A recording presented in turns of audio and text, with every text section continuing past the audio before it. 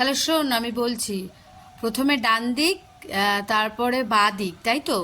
হ্যাঁ রে। ডান দিক, বাঁ দিক, আবার তারপরে বাঁ দিক, তারপরে ডান দিক দিয়ে সরু গলি হয়ে বাঁ দিক থেকে সোজা বাড়িটা, তিনতলা বাড়িটা তোদের, তাই তো? ঠিক আছে, লাল নীল। কি যে বলে না, ডান দিক বাঁ দিক বাঁ দিক ডান দিক, আমার তো সব গুলিয়ে গেল।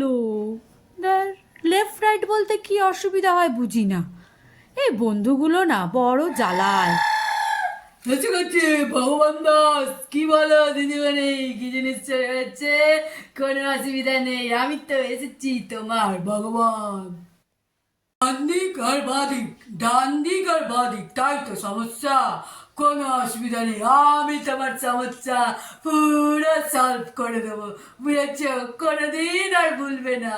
হা হা, তাই তো আমি ভগবান, তোমাদের সবার ভগবান। এটা বি মানে বা, মানে বাদিক। এটা ডি, ডি মানে ডান দিক। আর কোনোদিনও ভুল হবে না, নিজের দিকে শুধু এই দুটো সিম্বল দেবে, দেখতে পাবে বি মানে বাদিকে যাবে আর ডি মানে ডান দিকে যাবে।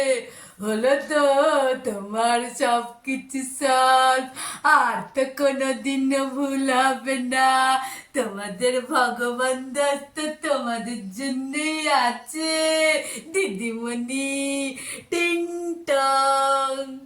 ভগবানদাটা এসে না খুব ভালো হয়েছে, সব কেমন সুন্দর করে বুঝিয়ে দিল। এটা বি দেখতে পাচ্ছি, মানে বাঁ দিক। এটা ডি দেখতে পাচ্ছি, মানে ডান দিক। আর কখনো ভুল হবে না। তোমরাও এই প্র্যাকটিসটা করতে পারো, তাহলে তোমাদেরও আর কখনো ভুল হবে না। সাবস্ক্রাইব।